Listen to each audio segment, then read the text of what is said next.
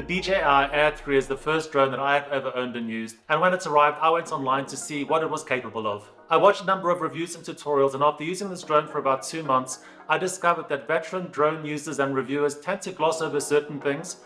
So this review is intended for people that are actually looking at buying a drone for the first time. We're going to try and cover as many of those points regarding the DJI Air 3. When you unbox it, it's quick and easy to assemble the drone. You need to simply put the propellers on and charge the batteries, and you're pretty much ready to go. If you've never operated or flown a drone before, it is actually quite nervy the first few minutes because you really don't know what to expect. But the one thing I will say is this drone is super easy to fly. The first time that we actually put the drone up, I took out a yoga mat and actually put the drone on that because I wasn't sure whether the blades were going to clip the gravel. But I've discovered now that you have full clearance when actually taking off and landing on gravel.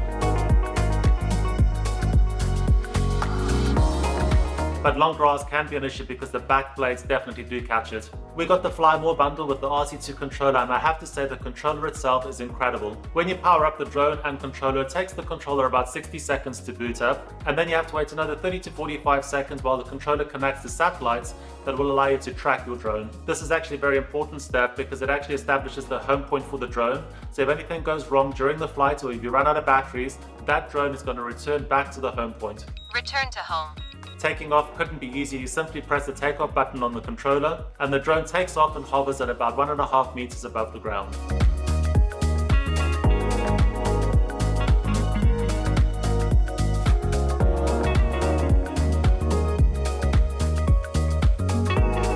The one thing that really surprised me is the speed of the drone. When I sent it up into the sky, it climbs at about 6 meters per second, and within a few seconds you can barely see the drone up in the sky.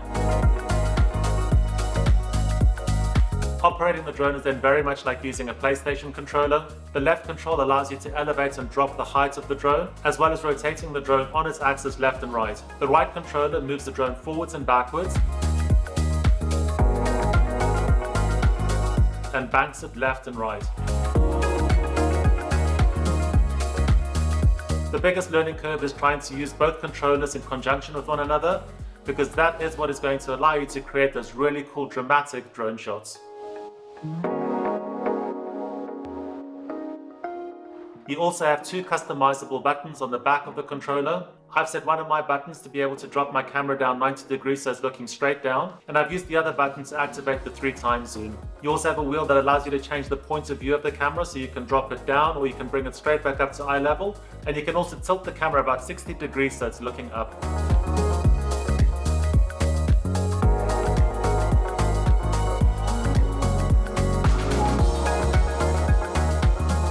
As mentioned, we got the Fly More combo, and this is highly recommended if you're going to be using your drone quite frequently. You're getting about 40 to 45 minutes out of each battery, which might sound like a lot, but once you've taken that drone off and flown at a certain distance, taken your shots, done your maneuvers, that battery starts to drain quite quickly, especially if it's quite windy. You also obviously need enough battery power for the drone to come back, and the controller does actually bring the drone back when the battery drops below 20%. You also get the option of overriding that, so there have been a couple of instances where I've been playing around and experimenting with the drone and it's dropped below 20%, but the drone was directly above me. I've continued to use it until it got to about 10%, and then I've safely landed it.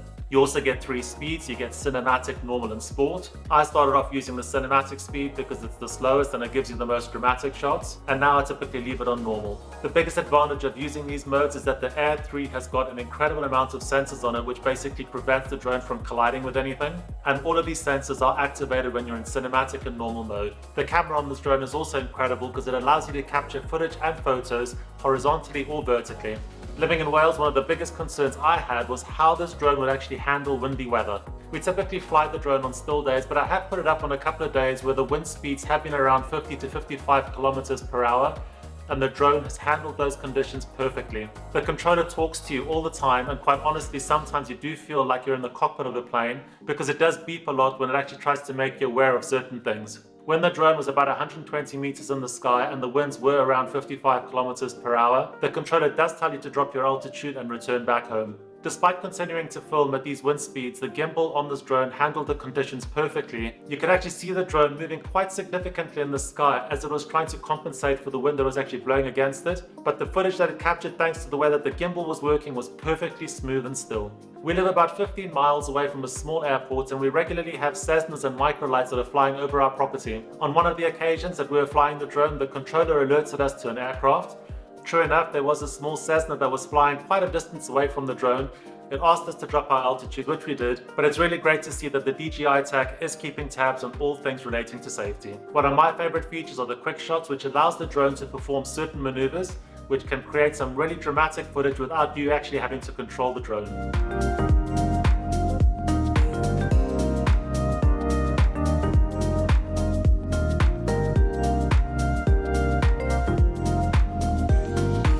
The only limitation to the quick shots is if you have a lot of big trees around you like we do, the quick shot maneuver might be terminated by the drone in case of a collision.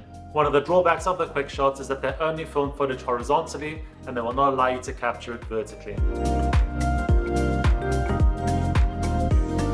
Tracking is also a really great feature where you can set the drone to either track you or an object, which again allows the drone to film in an automated manner. Tracking bigger, slow-moving objects does work a lot better. I have tried to track myself on a ride-on mower in our field. It does work pretty well, but if you turn in the opposite direction to where the actual drone is heading, it could lose sight of you, in which case it will also stop tracking you. If you intend to put the drone up and do a lot of filming, I would certainly recommend getting the Fly More combo because having those additional batteries makes a world of difference. The Air 3 can also film at nighttime. We found the footage to be okay.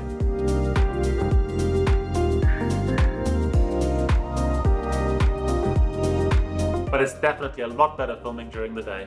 In terms of flying distance, the furthest that we've actually had to send the drone away from where we're actually standing with the controller was about 1 kilometer, and it handled that range perfectly. There have been a couple of instances where we've sent the drone not that far away from us, but the topography of the land clearly interfered with the actual communication with the drone and the controller. You instantly get a warning on the controller that the signal strength has dropped, at which point I turned the drone around, brought it back towards us so that the signal strength improved. It still hasn't happened to us, but if for whatever reason you do actually lose that connection, the drone will simply return back to the home point. All in all, this drone has exceeded all expectations that I had, and I cannot recommend it highly enough. It's very well built, highly maneuverable, stable in the air, films great quality horizontal footage from HD to 4K, films up to 2.7K vertically, captures high resolution still images, and offers you an incredible amount of customizability. So if you're looking for a starter drone, our experience with the Air 3 has been very positive, and this is a model that should be considered. I hope that you have found this video useful and interesting. If you've got any questions, leave them in the comments below. Thanks for watching, and we'll see you on our next video. Bye-bye.